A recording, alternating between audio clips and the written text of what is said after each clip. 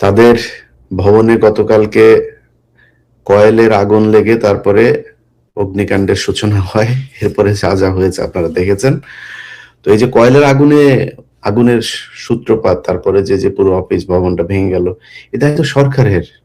সরকার কেউ গিয়া তারপরে সেটারে নিভাইতে পারলো না, ফায়ার সার্ভিস আসলো না, সারা রাত ধরে ধরে জ্বললো। কোনো একটা ফায়ার, এমনকি সেনাবাহিনী, বিজেপি, পুলিশের লোকজন সেখানে দাঁড়ানো ছিল, তারাও গিয়া তারপরে আগুন নিভাইলো না। এই দায়িত্ব সরকারের। আর কয়েলের আগুন কেন সাবধানে রাখবে না মতি, এটা মতির কাছে জিজ্ঞেস করেন। আমি কিছু কিছু ভারতীয় দালালদেরকে দেখছি, যা পয়সা দিলে ওদের মাদেরকেও লাগাইতে দেবে মানুষ, এমন কিছু দালালেরা আমাদেরকে এখন ইট শেখায়। আরে বাবা রে বাবা, বিশাল ব্যাপার। তারা বিরাট আকারের বিরোধী, চেতনা বিরোধী, মানে চেতনাপন্থী, বিরাট আকারে তারা সুশীল। আরে বাবা, কি সুশীল রে ভাই! প্রথম আলো এগুলোর ব্যাপারে মব সৃষ্টি করা হচ্ছে, বিশৃঙ্খলা সৃষ্টি করা হচ্ছে। তোরা একটা সিটিং প্রধানমন্ত্রী, একটা দেশ তো, তাই না? একটা দেশের প্রধানমন্ত্রী না? শেখ হাসিনা তো প্রধানমন্ত্রী ছিল। তো তোরা শেখ হাসিনারে কেন সরাই দিলি? আচ্ছা, শেখ হাসিনা তো এমনি ভেঙে গেল, তাই না? শেখ হাসিনা ভেঙে যাওয়ার পরে এই গণভবনটা কেন ভাঙতে হইলো? গণভবনও নয়, শেখ হাসিনা ওইখানে থাকতো, ভাঙলাম, কোনো সমস্যা নেই। সংসদ ভবনটা কেন ভাঙতে হইলো? সংসদ ভবনটা পাকিস্তানিরা তৈরি করে দিয়ে গিয়েছিল গরিব একটা দেশের এই অর্থনীতির মাঝখানে এত সুন্দর একটা, মানে এই কি বলে, নকশার একটা ভবন এখানে তৈরি করলো। ভবনটা কেন এইভাবে ভিতরে গিয়ে এইভাবে লুটপাট ভাঙচুর এগুলি করলেন? এই হাদি, এই কয়দিন আগে হাদি কি করেছে মনে আছে আপনার? কয়দিন আগে এই যে 13 তারিখে আপনার দিল, আওয়ামী লীগ একটা ওই যে দিল না, কি বলো এটা, লকডাউন দিল। আওয়ামী লীগের সেই লকডাউনে হাদি তার সাথে 8-10টা পোলাপান নিয়ে, লাঠি নিয়ে তারপরে বের হইলো। বের হয়ে কি বললো যে আওয়ামী লীগ খুঁজতেছি। সে ভিডিও দেখেছেন না আপনারা? এটা কি হাদির কাজ? এটা তো হাদির কাজ না। দেশে আইন শৃঙ্খলা বাহিনী আছে। আওয়ামী লীগ যদি কোনো সন্ত্রাসী কার্যকলাপ করে, তাহলে হাদির কাছে কেন সেই দায়িত্ব যাবে? হাদি কেন এটা করবে? তার মানে হাদি সন্ত্রাসী ছিল। তাহলে এখন কি হাদির বিচার করবেন? যারা গণভবন ভেঙেছে তাদের বিচার করবেন? সংসদ যারা ভেঙেছে তাদের বিচার করবেন? সমস্যাটা কোথায় হয়েছে আপনাদেরকে বলি এখন। এখানে কিছু সমন্বয়ক ছিল। এমন সমন্বয়ককে চিনি, যার বাপকে চান্দা আব্বাস ডেকে নিয়ে বলেছে, ভাই আপনি সরাসরি কেন পোলাপানের কাছ থেকে টাকা চান? আমার কাছে অডিও আছে। আপনি পোলাপানের কাছ থেকে সরাসরি কেন টাকা চান? ভাইজান, আপনার যদি কিছু লাগে তাহলে আপনি আমাদেরকে জানায়েন। মানে চান্দা আব্বাস যেই সিস্টেমে চান্দাবাজি করে, ওই সিস্টেমে চান্দা। এখন নতুন তো হঠাৎ করে পেয়েছে, ছেলে বিশাল বড় এক সমন্বয়ক, বাপ চান্দাবাজি শুরু করেছে ওপেনে, পোলাপানে 5,000 টাকা নেয়। ওর কাছে 5,000 টাকা বিশাল ব্যাপার। এখন তো এক একজন রাজপুত্র, বিশাল রাজার পূর্ব পরম্পরায়, বংশ পরম্পরায় তারা হাজার হাজার কোটি টাকা, নবাবী বংশের সব কয়জন সমন্বয়ক। ওনারা এখন গিয়া প্রথম আলোর অফিসে যায়, তারপরে আরে বাবা রে বাবা, নতুন নতুন পাঞ্জাবি পরে তারপরে যায় বয়ান দেয়। এরে বেটা, তোদেরকে বলছিলাম যে ভাই তোরা এই একটা আন্দোলন করছিলি, এই আন্দোলনে কে কেমনে ঢুকছে, এখানে কারো কারো বিরুদ্ধে অনেক অনেক রেকর্ড আছে ভাই। এই ওবায়দুল কাদেরকে বর্ডারে পাস করে দিয়ে আসার অভিযোগও তো ওনাদের অনেকের বিরুদ্ধে উঠেছে। সেগুলো জবাব পেয়েছি নাকি আমরা? বলে জবাব দেন। ওনারা এখন সুশীল হয়ে তারপরে টাকা পয়সা তো কিছু হয়েছে, 5 জন 6 জন 7 জন, এই যে কয়জন এখন আসেন সামনে, ওনারাই খালি জুলাই যোদ্ধা। আর সেই জুলাই যোদ্ধারা কই? আরো অনেক সমন্বয়ককে তো আমরা দেখেছি যে গোপনে বিভিন্ন জায়গায় বসে জীবনের ঝুঁকি নিয়ে তারা এই ভিডিও বার্তা দিয়েছিল। এই ভিডিও বার্তা আমরা প্রচার করেছি। সেই জুলাই যোদ্ধারা কোথায়? আজকে ঢাকা বিশ্ববিদ্যালয়ে একটা নির্বাচন হয়েছে, সেখানে এনসিপির অবস্থান কোথায়? ছাত্র শক্তি নামে কালকে একটা সংগঠনে দেখলাম, ছাত্র শক্তি তারা করছে, 8-10টা পোলাপান নিয়ে তারা মিছিল করছে ঢাকা বিশ্ববিদ্যালয়ের মতো জায়গায়। কত লোকবল তাদের! তাদের এখন মূল টার্গেট হয়েছে 10টা বিএনপির সাথে দামাদামি হচ্ছে, জামাতের সাথে দামাদামি হচ্ছে, 10টা মনোনয়ন তারা চায়। এই 10টা মনোনয়ন নিয়ে তারপরে যদি 7-8টা বা 5টা যদি এমপি হইতে পারেন, এইটাই ওনাদের মূল টার্গেট। এই টার্গেট নিয়ে ওনারা এখন সংসদে যাবেন। ভাই, প্রথম আলো ডেইলি স্টার পত্রিকার অফিস কালকে হয়েছে, ভাঙচুর হয়েছে। 71 টিভি ভাঙচুর করেন না আপনারা? এই গত নির্বাচনে এই গত 5 তারিখই তো 71 টিভিও ভাঙচুর হয়েছে, তাই না? আরো কয়েকটা গাজী টিভির পুরো ভবন শুধু জ্বালায় দিয়েছেন না? সেটার ব্যাপারে কই? সেটা তো বিচার হওয়া দরকার। তাইলে এদের সবার বিচার করেন। ডক্টর ইউনূস আজকে যে চেয়ারে বসেছে, সংবিধানের কোন পৃষ্ঠার মধ্যে লেখা আছে যে নির্বাচন ছাড়া কোনো রাজনৈতিক দল বাংলাদেশে ক্ষমতায় আসতে পারে? দেখান আমার এটা কোন কত অনুচ্ছেদে কোন জায়গায় আছে। মিনিমাম একটা দেখান, একদম ফুল স্টপ করে দেওয়া হয়েছে। তাইলে আপনি এখন এই ষোড়শ সংশোধনী এগুলি সব আপনি কি করবেন? ঠিক করেছেন? সংবিধান বাতিল করেছেন? সেটাও তো করেন নাই। আপনারা এটা হয়েছে, সালাউদ্দিন কাদের চৌধুরী একটা সুন্দর করে কথা বলতো, ওই যে সোনাটা লাল করে দেওয়া হয়েছে। সোনা ঠিক আছে, কিন্তু খালি লাল নামটা যুক্ত করে সোনাটারে লাল করে দেওয়া আছে। সোনা মিয়া এখন লাল মিয়া, আর মিয়া টিয়া সবকিছু আগের মতোই আছে। খালি জিনিসটা দেন। এই সালাউদ্দিন কাদের চৌধুরী যে এই ষোড়শ সংশোধনী নিয়ে এই কথাগুলো খুব ব্যঙ্গ করে বলেছিল। বিচারপতিদের রিটায়ার্ড বিচারপতিদের সুযোগ সুবিধা যা ছিল সেটাই থাকবে, এমপিদের যে গাড়ি আনা যাবে সেটাও থাকবে, সবই থাকবে, সবকিছু ঠিকঠাক মতো চলবে, খালি সোনাটারে লাল করে দেওয়া হয়েছে। এখন এই এখনকার যে এনসিপি আর ইউনূস সরকার, ওনাদের অবস্থাটা হয়েছে তাই। ওনারা সোনাটা খালি লাল চান, আর সবকিছু মিয়া টিয়া সব আগের মতোই চান। কিভাবে চান দেখেন। প্রথম আলো তারেক রহমানকে বানিয়েছে খাম্বা তারেক, কোকোকে বানিয়েছে দুর্নীতিবাজ, ড্রাগ এডিক্টেড এই কোকো, তার মাকে বানিয়েছে জঙ্গিদের নেত্রী। একদম স্পষ্ট। আপনারা আমার যে পেজে এখন দেখছেন, আমার যে পেজটাতে এখন লাইভটা দেখছেন, এই পেজের 1-2টা পোস্ট পেছনে যান, দেখেন আমি সবগুলো আমি খুঁজে প্রথম আলো যে কটা পেয়েছি সবকটা আপনাদেরকে দিয়েছি। সেখানে স্পষ্ট ভাবে বলছে তারেক রহমান, এই তারপরে বাবর, হারিস সহ 4 জনের নাম দিয়েছে, এরা নাকি মহা দুর্নীতিবাজ। তেল চুপচুপে তারেক রহমান কার্টুনে গেছে আলপিনে, আমি দিয়েছি আমার এই ফেসবুকের ওই পোস্ট দেখেন। দিস ইজ প্রথম আলো। যদি আপনি মনে করেন, মানে আপনি কোন পয়েন্টে আসবেন ভাই বলেন? কারণ আপনি এটারে যদি বলেন মব, তাহলে 71 টিভিতে যে হামলা হইলো, গাজী টিভিতে হামলা হইলো, এর আগে সময় টিভিতেও হালকা পাতলা হামলা হয়েছে, তাহলে ওগুলি এর আগে বসুন্ধরার ভেতরে যায়, তারপরে বসুন্ধরা গ্রুপের মিডিয়াতে ওইখানে কেউ হামলা হয়েছিল, তাহলে সেগুলি বিচার করেন। আর যদি না মনে করেন যে না আমরা একটা বিপ্লবী সরকার, আমরা একটা বিশেষ পদ্ধতিতে আমরা এসেছি, তো বিশেষ পদ্ধতিতে যদি এসে থাকেন, তাহলে বিশেষ পদ্ধতিতে যাদের রক্তের বিনিময়ে আসলেন তাদের বিচার করবেন না? তাদের হত্যার বিচার হবে না এই দেশে? সময় টেলিভিশনে মানুষ আজকে কেন রাস্তায় নামে? কারণ আপনাদের যেই কারণে মানুষ আপনাদের বসিয়েছিল, কোনোটাই মানুষ পায় নাই, কোনো মানুষ পায় নাই। আজকে হাদি মারা যাওয়ার পরে স্বরাষ্ট্র উপদেষ্টা, পুলিশের উনি বিশেষ প্রতিনিধি, আইজিপির উপরে ক্ষমতা আপনার খোদা বক্স, এই খোদা বাক্স বউ পোলাপাইন শালা টালা দিয়া টাকা কামাইতেছে। স্বরাষ্ট্র উপদেষ্টা, আত্মীয় স্বজন সব যা আছে। কালকে প্রথম আলোতে গিয়েছে পুলিশের আইজিপি কেন গিয়েছে জানেন? পুলিশের আইজিপি গিয়েছে হলো, পুলিশের আইজিপির বউ আমারে গত 1 বছর আগে ফোন করলো। সে 1 বছর আগে ফোন করেছিল, ওই যে চান্দাবাজের 2টা আছে না, সাকিব চান্দাবাজ আর ওই যে নাগরিকের টিটো চান্দাবাজ, এই 2 চান্দাবাজ মিলে এক পোস্ট করে ওর কাছে টাকা চাইছে। তো টাকা চাইছে, এখন পুলিশের আইজিপি আর বউ আমারে ফোন দিছে, ইলিয়াস ভাই আপনি আপনার জায়গা থেকে একটু আমারে নিয়ে একটু লাইভে আসেন, ওরা তো উল্টা পাল্টা কথা। আমি বলি কি লিখছে? ওরা লিখলে তো সমস্যা কি? কয় ভাই দেখেন, এই আমার তো বিয়ে হয়েছিল আপনার ভাইয়ের সাথে, আমি তখন আসলেই পুলিশের এএসআই ছিলাম, আমাদের এই হাসপাতালের ভেতরে একটা ভেতরে আমরা ছিলাম, ওইখানে আমাদেরকে ধরে ফেলেছিল, ধরার পরে আমরা বিয়ে করেছি, বাট আমরা দুইজনকে ভালোবাসতাম। এখন এইটা তো ভাই এখন যদি সামনে আসে তাহলে তো মান সম্মানের ব্যাপার। তো এই নাগরিক ফেসবুক পেজের এই 2 চাঁদাবাজরা যদি তারা এত ভয় পায়, তাহলে প্রথম আলোর কি পরিমাণে ভয় পায়? প্রথম আলো বাধ্য করে, যায় বেটা এখানে আয়, এসব অফিস ভ্রমণ ই করে যা, কয়েকটা মিডিয়াতে নিউজ টিউজ করায়।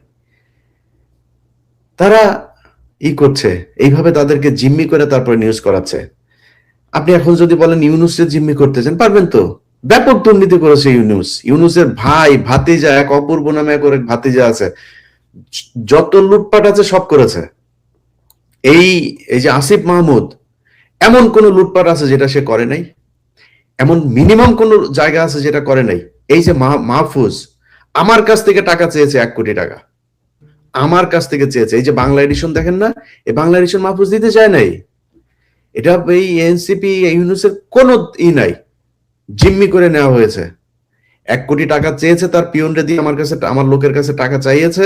তারা জানেও, ওই পিয়ন জানেও না যে এটা কে, কার প্রতিষ্ঠান, এটা জানেও না। এই পিয়নরে বলেছে যে ভাই এই ব্যাপার, তখন পিয়ন বলছে যে ভাই স্যার তো এটার নিচে দিবে না। রেকর্ড আছে আমার কাছে, রেকর্ড আছে, অডিও রেকর্ড আছে, অডিও রেকর্ড আছে। এই লাইনে থাকতে থাকতে শুনবেন, পরে শোনাবো না, এটা খুঁজে আমার অনেক সময় লাগবে, আমি কনসেন্ট্রেট করতে পারবো না। এইভাবে তারা করেছে। তারা যখন কিনা টাকার এই রেকর্ড আমার কাছে আসলো, তখন আমি তারা জিম্মি করলাম যে এইটা দেন। প্রথম সার্জিসে পাঠাইলাম, হ্যাঁ, খুব বাজে ভাষায় একটা গালি দিয়ে তারপরে পাঠাইছিলাম। তো সাথে সাথে সার্জিস ফোন দিয়েছে, তারপরে আরেকটা কে ফোন দিয়েছে, 2-3 জন লাইনে এসে ভাই এটা ভাইয়ের, এটা তাড়াতাড়ি দেখতে হবে ভাই, দেখেন দিয়েছে। চোরের বাচ্চারা সব কটা চুরি করেছে, চুরি করে টাকা পয়সা কামায়া এখন ওনারা ওই যে পিছনে এই যে এতগুলি পোলাপান যে আপনার জীবন দিল, এই পরিবার, আহতের পরিবার, কারোর কোনো খোঁজ নাই। ওই কয়দিন আগে তারা করেছে, আপনার এই যে মনোনয়ন করেছে, ফর্ম বিক্রি করেছে, এক একজনের কাছ থেকে 10,000 করে টাকা, বিশাল এক বাণিজ্য। ওই রিক্সাওয়ালা ছেলেটা আমার কাছে কান্নাকারি করে প্রতিদিন, ভাই ওরা তো ভাই ধান্দাবাজি করতেছে ভাই, এই এত টাকা পয়সা আমাদের কাছ থেকে নিচ্ছে। আমি মনে করছি যে এই পোলাটার বোধহয় ওরা মনোনয়ন দিবে, মনে হয় যেখানেই দেখ এক জায়গায় দিবে। সেই ছেলেটাকে দেয় নাই তো, তুই আগে জানিস না? ওরে যে দিবি না, ও রিক্সা চালক দেখে ও পাপি। তোরা সব শিক্ষিত, এই কারণে এখন তোদের টাকা টাকা পয়সাটা আছে, নতুন নতুন পাঞ্জাবি, দামি দামি ব্র্যান্ডের জুতা টুতা, ঘড়ি টড়ি ইয়েতে আছে, বিদেশে টাকা পয়সা হয়েছে, তোরা বিশাল আকারে কিছু একটা। তো ও টাকাটা নিলি কেন? ও টাকাটা কিসের জন্য নিলি? ও টাকাটা ফেরত দিয়ে দিবি। কিন্তু রিক্সাওয়ালারা আমি কিন্তু লাইভে নিয়ে আসবো, টাকা ফেরত দিয়ে দিবি আরামসে। তো আমি আমি এদেরকে না কিচ্ছু বলি নাই এতদিন ধরে। আমি এদেরকে বলেছি যে ভাই আপনারা জুলাই যোদ্ধা ছিলেন, আপনাদেরকে সম্মান করি ভাই, কিছু কিছু জায়গায় একটু থেকেন। আরে ভাই তুই প্রথম আলোরে নিয়ে যখন কথা বলবি, প্রথম আলোর পক্ষে, প্রথম আলোর অফিসে গিয়ে যখন ভাষণ দিবি, তুই আমার চ্যাটের বাল। এর আগে একবার আসিফরে মাফ করছি, আসিফ মাপ চাইছে যে ভাই এরকম আর জীবনে কোনোদিন হবে না, আমরা আর কখনোই এই ওখানে যাব না। আসিফ নজরুল আমাকে নিয়ে গিয়েছিল, ব্যাস এটা বলে মাফ করে দিলাম। আবার সে কালকে আবার ফের সে একই কাজ করেছে। তো তোর মাফ করে দিব এখন মাফ করে দিব। তো প্রথম আলোর বিষয়টা বলে আপনাদেরকে শেষ করি, সেটা হলো 21শে আগস্টের গ্রেনেড হামলা। এই প্রথম আলো নিউজ করেছে। আমার যে ফেসবুক পেজে লাইভ চলছে সেখানে যান, গিয়া দেখেন, সেই সেই আছে সেই লাইভে, সেই ইয়েতে তারা কি বলেছে যে খালেদা ছিল। আপনাদেরকে কিছু দেখায় এক এক করে। হ্যাঁ, আচ্ছা, এটার পড়েন, শিরোনামটা পড়েন। তাজউদ্দিনকে পাকিস্তানে পাঠায় ডিজিএফআই, জানতেন খালেদা। প্রথম আলোর নিউজ। আচ্ছা,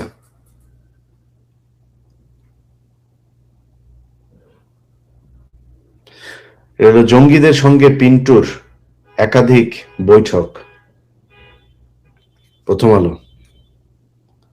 এই 21শে আগস্টের গ্রেনেড হামলায় এই যে আপনার আমার যে অনুসন্ধান যেটা দেখিয়েছিলাম, এটা আপনারা একটু দেখেন, আমি কালকে আবার ওই ভিডিওটা আপলোড দিতে পারি। তো ওইখানে ওরা প্রথম আলো কিভাবে জজ মিয়া নাটক সাজিয়ে, সেই নাটক বিএনপির উপর চাপিয়ে দিয়েছে যে বিএনপি জজ মিয়া নাটক সাজিয়েছে। আমরা সেই জজ মিয়ার বক্তব্য নিয়েছি। জজ মিয়া বলেছে যে প্রথম আলো তাদেরকে 2 লাখ টাকা দিয়েছে। সেই নিউজ ঘুরিয়ে দিয়ে তারপরে তারেক রহমান, বাবর সহ তাদেরকে নতুন করে সেই মামলায় আনা হয়। সেই মামলাতে তারেক, বাবর সহ 30 নতুন আসামি, এবং 5 তারিখের পরেও বাবর জেলে ছিল। ডিজিএফ এর মহাপরিচালক, এনএসআই মহাপরিচালক আব্দুর রহিম সাহেব, তাকে মেরে ফেলা হয়েছে এই চিকিৎসা করাতে নিয়ে। এগুলো এই এর সময়। বাবর আসামি হচ্ছেন সন্দেহে তারেক। মানে যত ধরনের শয়তানি আছে সবকিছুতে। এই যে হামলার আগে বৈঠক হয় পিন্টুর বাসায়। পিন্টু চিনেন তো, বিএনপির সাবেক মন্ত্রী। আচ্ছা, তারেক বাবরের বিরুদ্ধে 21 কোটি টাকা ঘুষ মামলার অভিযোগ। আচ্ছা, তারপর দেখেন, তারেক, বাবর, হারিস ও মামুন বিএনপির 4 মহা দুর্নীতিবাজ। এটা নাকি ফালু নাকি বলছে। আচ্ছা দেখেন, পাকিস্তান, কুয়েত ও সৌদি 300 কোটি টাকা দিয়েছিল বিএনপিকে এই জঙ্গিবাদ সাজানোর জন্য। খালেদার সম্মতিতে বসুন্ধরার কাছে 100 কোটি টাকা চেয়েছিলেন তারেক।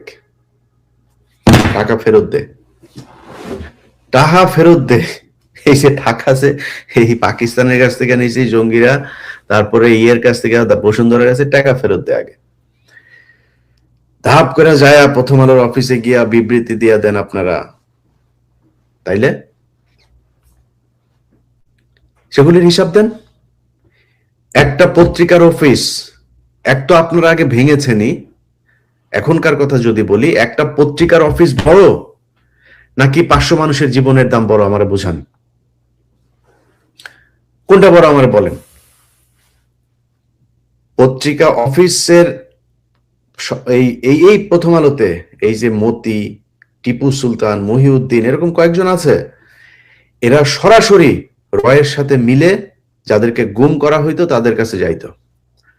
তাদের গোপন জায়গায়, যেখানে অজ্ঞাত জায়গায় কেউ জানে না, তাদেরকে তখন অ্যারেস্টও দেখানো হয় নাই। অ্যারেস্ট ধরে নিয়ে যাওয়ার 6 মাস পরে গোপন কোনো জায়গায়, কোন জায়গায় সেটা তারাও জানে না এখনো, সেইখানে ভারতীয় রয়ের স্টেশন ম্যানেজার থাকতেন, ইন্ডিয়ান হাইকমিশনের অফিসের লোক থাকতেন, সন্তোষ শর্মা থাকতেন, মতি থাকতেন। মতির অফিস থেকে ভিডিও কনফারেন্সে তাদের সাথে যুক্ত করা হইতো। টিপু সুলতান নিজে থাকতেন, মহিউদ্দিন থাকতেন। মিথ্যা কথা বানায় মেজর জিয়াকে করা হয়েছে, বুঝছে না? এই কাজগুলো তারা করে তারপরে মানুষকে হত্যা করেছে।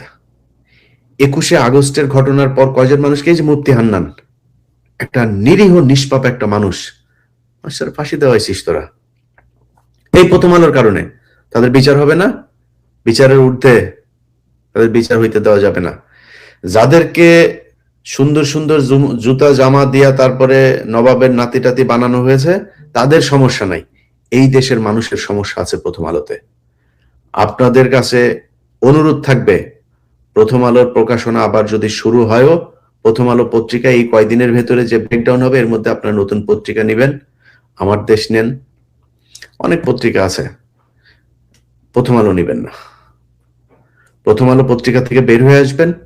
প্রথম আলো সহ এই বিপ্লব যেই কারণে হয়েছিল, আজকে মানুষে আপনারা মাথায় নামলে বলেন মব, যে মানুষগুলো মারা গিয়েছে 24 সালে, এই মানুষগুলো মারা যায় নাই? মিথ্যা কথা নাকি এটা? মামলার আসামিরা বাইরে ঘুরে কেন? পেট ভরে গিয়েছে, এই জন্য এটা নিয়ে আর এখন কথা বলতে মনে চায় না? পেট ভরে গিয়েছে?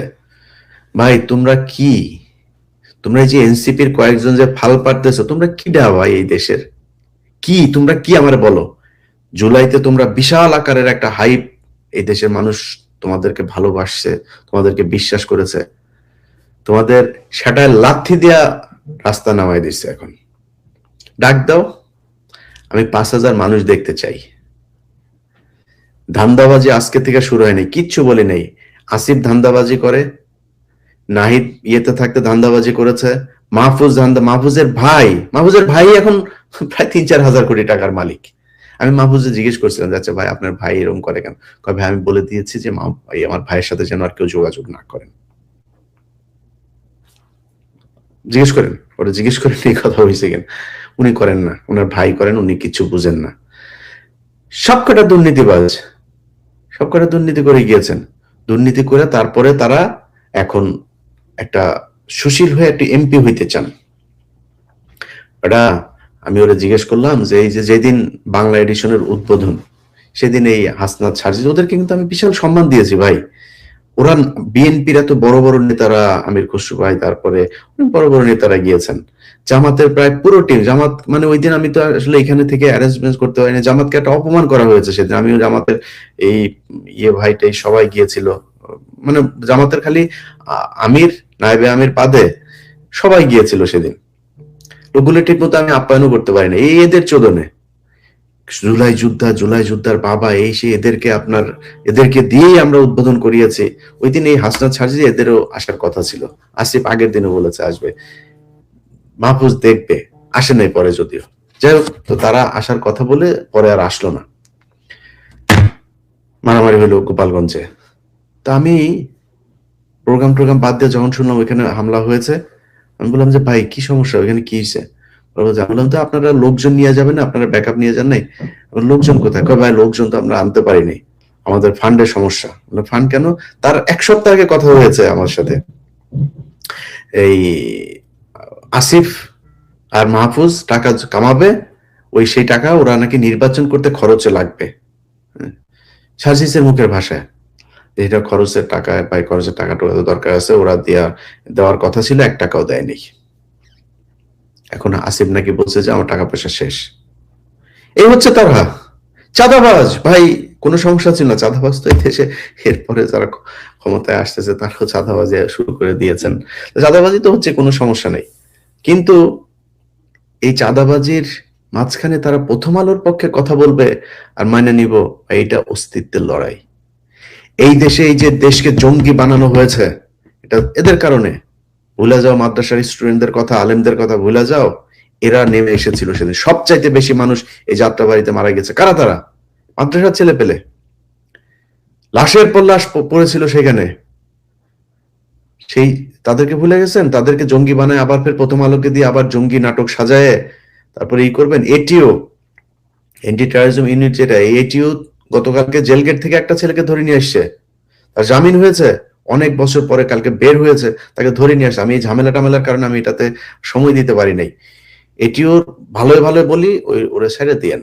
এই দেশ জঙ্গিবাদের দেশ না। আমরা খুবই লিবারেল মুসলিম, আমরা কোনো টেরোরিজম, কোনো এগুলোতে আমরা বিশ্বাস করি না। বিপ্লব চলছে দেশে, আপনি যদি নাকি মানতে না চান যে কেন হবে, করা হবে, বিপ্লব চলছে। ওইদিকে দাদাকে এই ফ্রান্সের পুলিশ জিজ্ঞেস করেছে, ওইখানকার ইন্টেলিজেন্স জিজ্ঞেস করে কথা বলেছে তার সাথে, যে কিছু জবাব দিয়েছে, বলছে হ্যাঁ এই হচ্ছে, খুব সুন্দর জবাব দিয়েছে। আমার এখানে একবার ডেকেছে, বলছে হ্যাঁ হচ্ছে তো, আমাদের দেশে তো এখন যুদ্ধ চলছে, এই দেশে তো কোনো গভর্নমেন্ট, আমাদের অ্যাকর্ডিং টু কনস্টিটিউশন আমাদের দেশে কোনো গভর্নমেন্ট নেই, যে আমাদের প্রধানমন্ত্রীকে ওরা বের করে দিয়েছে, বের করে দিয়ে এখন একটা এই টেরোরিস্ট গ্রুপ তারা ক্ষমতা ধরে রাখছে। আমি বলছি আমরা তাদের বিরুদ্ধে লড়াই করছি গণতন্ত্র ফিরিয়ে আনার জন্য। কোন দিক দিয়ে আটকাবি বল? তুই যেমনি খেলবি অমনি খেলবো, আমাদের কোনো সমস্যা নাই তো। এখন যদি নাকি মনে করেন যে বিপ্লব চলছে, তাহলে বিপ্লব চলবে, আপনি অ্যারেস্ট করবেন না কেন? আপনার এই যে আসিফ নজরুল দিয়েছেন যে কোনো সমস্যা নাকি নাই, করা যাবে না, কি বলে আসিফ নজরুল বলেছে যে এই জামিনের ব্যাপারে, এই যে হাদির যে খুনি, তার জামিনের ব্যাপারে তার কোনো দায় নেই। আসিফ নজরুল চুতিয়া, তুই যে জজদেরকে আওয়ামী লীগের সময় যে জজগুলো সবচেয়ে বেশি জাউরামি করেছে, তাদেরকে এখন পর্যন্ত তুই বিভিন্ন জায়গায় সিএমএম টিএম এগুলো বানায় রাখছিস, এটা কার কাজ? তোর কাজ না এটা, তুই করছিস। তোর পিএস মাসুম এগুলো সবগুলোর এখন করে, তোরে মাল দেয়, টাকা দেয় আর মাগি দেয় মাঝে মধ্যে, এটা খায়া তুই চুপ করে বসে থাকিস। তো তোর কোনো দায় নেই। বের হলো কিভাবে? আওয়ামী লীগের সন্ত্রাসীরা বের হয় কিভাবে? প্রতিদিন জামিন হচ্ছে। কালকের ঘটনা, কালকেও জামিন হয়েছে। আর এটিও যায় জেল গেট থেকে সেই আলেমদেরকে ধরে আনে, যে আলেমরা তোদেরকে রক্ত দিয়া তারপরে তোদের এই চেয়ারের মধ্যে বসাইছে। তোর এই বাপ ছাড়া তোদের কোন বাপ আলেমদের একটা জামিনের ব্যাপারে কোনো কাজ করেনি। মানে ভিতরে আলেমরা যারা করছেন তারা করছেন, কিন্তু আলেমদের বাইরে তোর এই বাপ ছাড়া কেউ করে না। যা ডিআইজি পিজন রে যায় বল, আইজি পিজন রে যায় বল, কাশিমপুরে 1 বল, 2 বল, কেরানীগঞ্জ রে যায় বল, জেলারদের গিয়ে জিজ্ঞেস কর তোর বাপ কয়জনের জন্য ফোন দিয়া দিয়া তারপরে ই করছে। সব শেষ যেটা সেটাও 10 দিন আগে বের করছে এক মহিলাকে। হ্যাঁ, তো হালিমা নামে এক মেয়েরে বের করছে। মহিলা সে 2009 সালে আটক হয়েছে, গত 16 বছর এই মহিলাটা জেলখানায় ছিল, জীবন শেষ, বুড়া হয়ে গেছে পুরা। তোর বাপ বের করেছে, তোর বাপ। যাক, কাশিমপুরের মহিলা জেলার জেল সুপার যে আছে জিজ্ঞেস করে যায়, তোর বাপ সময় দিছে 15 মিনিটের মধ্যে ছাড়তে হবে, ছাড়া দিছে। তোর বাপের বাইরে গেছিলি, যেই যেই মানে এই দৌলতদিয়া ঘাটের বাচ্চারা মনে কর 2 দিন ধরে প্রথম আলোর পক্ষে ই করছিস, তোদের সব কটার জন্ম হয়েছে দৌলতদিয়াতে, তোরা এই দৌলতদিয়ার বাচ্চারা এখন প্রথম আলোর পক্ষে যে কথা বলছিস, তোদের এই দেশে আজ পর্যন্ত 1.5 বছর সময় হয়েছে, যাদের এই 1.5 বছর আগে সুযোগ ছিল না, যারা সময় পেয়েছিস, তারাই 1.5 বছর এই দেশের জন্য কি করেছিস বল। জঙ্গিবাদ মুক্ত করতে চাস, জঙ্গিবাদ মুক্ত কর। খালেদা জিয়ারে ধর, তারেক রহমানের ধর, কোকরে ধর, এগুলো জঙ্গিবাদের মূল হোতা প্রথম আলো বলেছে। প্রথম আলোর কথা যদি শুনিস তাহলে ওইটা ধর, আর যদি প্রথম আলোর কথা না শুনিস তাহলে প্রথম আলোর বিচার কর। আমরা তো চাই বিচার কর, বিচার কর। কেন বিচার করিস না? বিচার না করে সেই যারা জঙ্গিবাদের ই করেছে তারা এখানে কি, প্রথম আলো কি সাপ নাকি, কামড় দিবে, চবল দিবে? কি হয়েছে? প্রথম আলোর সমস্যা কোথায়? প্রথম আলোর বিরুদ্ধে কথা বলি না আমরা, কি হয়েছে? এদেশে প্রথম আলোর বিরুদ্ধে কথা বলে নাই কেউ, এখনো বলে না কেউ, তাদের কি হচ্ছে? মাল পানি খেয়ে, প্রথম আলো তো টাকার অভাব নাই। এই যে প্রথম আলোর সাথে আপনার ধরেন বসুন্ধরার দ্বন্দ্ব দেখবেন এখন এই মুহূর্তে, মেঘনার যারা 71-এর মালিক ছিল, সেই মেঘনার ওর নাম কি, মোস্তফা কামাল, প্রধান উপদেষ্টার পাশে দাঁড়ায় থাকে। আরে ভাই, ইয়েরা দেখা করতে চায়, এস আলমের সবচেয়ে বড় কেশিয়ার সালাউদ্দিনের পোলা প্রধান উপদেষ্টার সাথে দেখা করতে চায়। 2024 সালে নির্বাচনে গিয়েছে একে আজাদ, এই হামিম গ্রুপের চ্যানেল 24 এর মালিক, এই শালা ওদের পাশে যায় যায় প্রোগ্রাম করে। কোনো সমস্যা হয় না তাদের, কোনো সমস্যা হয় না। অথচ বসুন্ধরার পিছনে লেগেছে। কেন লেগেছে জানেন? বসুন্ধরার পিছনে বসুন্ধরার বহুত সমস্যা আছে। সমস্যা এই দেশে ভাই সব ব্যবসা প্রতিষ্ঠানেরই আছে, এমন একটা কেউ নাই। এই দেশের মূল সমস্যা ভাই, এনবিআর এর মূল সমস্যা হইল গিয়া এই বিআরটিসির এই কি বিএসটিআই, মূল সমস্যা বাণিজ্য মন্ত্রণালয়ের, সবখানে সমস্যা আছে ভাই। জয়েন্ট স্টক থেকে শুরু করে যেখানে যাবেন সবখানে টাকা পয়সা না দিলে ই না করলে আপনি কোনো জায়গায় কোনো ঝামেলা ই পাবেন না, সুযোগ পাবেন না, প্রতিষ্ঠানই চালাইতে পারবেন না। কিন্তু বসুন্ধরার ইয়েতে লেগেছে। কেন লেগেছে জানেন? কারণ বসুন্ধরা এখন একমাত্র সমস্যা।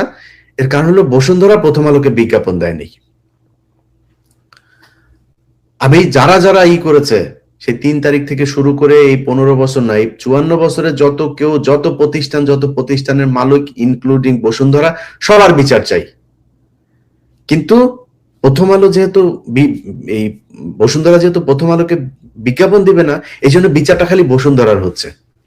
বসুন্ধরার ব্যাংক অ্যাকাউন্ট সিজ করা, বসুন্ধরার মালিকের বিদেশ যাত্রায় সমস্যা। আর ভাই আমি কোনো সমস্যা নেই, আমি কেউ মনে করি না যে আমি কারোর পক্ষে টক্ষ নিয়ে কথা বলছি, কিন্তু তাহলে সবার একই ইয়ে করেন, সবার এক না কেন? যেই ফ্যাসিস্ট, যেই একে আজাদ 3 তারিখে বক্তব্য দিল, স্লোগান দিল, রাজনৈতিক নেতার মতো স্লোগান দিয়েছে, 24-এ নির্বাচনে গিয়েছে। বসুন্ধরার মালিকে 24-এ নির্বাচনে গিয়েছে নাকি? সরাসরি আওয়ামী লীগে যোগ দিয়েছে? তো আওয়ামী লীগে যোগ দিয়েছে, সে আপনাদের পাশে ঘুরে। মোস্তফা কামাল সারা জীবন 71 দিয়া সারা দেশের ক্ষতি করলো, সে মোস্তফা আপনাদের এখন পীড়িতের লোক। কি হয়েছে? মাল পানি দিয়েছেন। মাল পানি জায়গা মতো দিতে পারলে তাইলে আপনি সবকিছু ঠিক করতে পারবেন। তো এই মাল পানিতেই চলছে দেশ, এবং এই মাল পানি দিয়েই সেই 55 বছর ধরে ভাই এই দেশের সাধারণ মানুষ যারা আছেন তাদেরকে জিম্মি করে রাখা হয়েছে। আমরা 5 তারিখের পরে একটা নতুন বাংলাদেশ চেয়েছিলাম, সেই বাংলাদেশ হইতে দেওয়া হয় নাই। এই দেশের যে প্রবাসীরা আছেন, একমাত্র একদম শুধু এই এই 1.5 বছর বাংলাদেশটা টিকে আছে শুধুই প্রবাসীদের জন্য। নট ইভেন 1.5 বছর, লাস্ট 55 ইয়ার্স, এটা পুরোটাই প্রবাসীদের কারণে টিকে আছে। মনে আছে না খেয়ে থাকতো, ভুকা নাঙ্গাম জাল, জিয়াউর রহমান আইসা তারপরে এই বিদেশের লোক দেওয়া শুরু করলো। তার আগ পর্যন্ত এই দেশের মানুষ না খেয়েই থাকতো। এই হয়েছে অবস্থা। সেই বিদেশের লোকগুলোরে কি সুযোগ সুবিধা দিয়েছেন? মালয়েশিয়াতে লোক পাঠাতে সিন্ডিকেট ছিল আওয়ামী লীগের সময়। আসিফ নজরুল এসে সেই সিন্ডিকেট বানিয়েছেন, খালি মালিকগুলো চেঞ্জ করেছেন। তো পোলাপানের যাইতে 5 লাখ 3 লাখ 4 লাখ সেটাই লাগে। আমার লাভটা কি হইলো? আমারে ভাঙ্গা চূড়া বাংলাদেশ বিমানের টিকিটে দিচ্ছেন, সেইখানেও 3-4 গুণ টাকা বেশি নিয়ে আমার টিকিট করতে হয়। এমন এমন জায়গায় অন্য এয়ারলাইন্সের ইয়েও নাই, ফ্লাইটও নাই, মানুষ বাধ্য হয়ে যাইতে হয়। এগুলো করে রেখেছেন আপনারা। দালালি, পাসপোর্ট অফিস, ঢাকা মেডিকেল, চিকিৎসা খাত, কোন জায়গায় আমারে বলেন একটা জায়গায় ঠিক হয়েছে?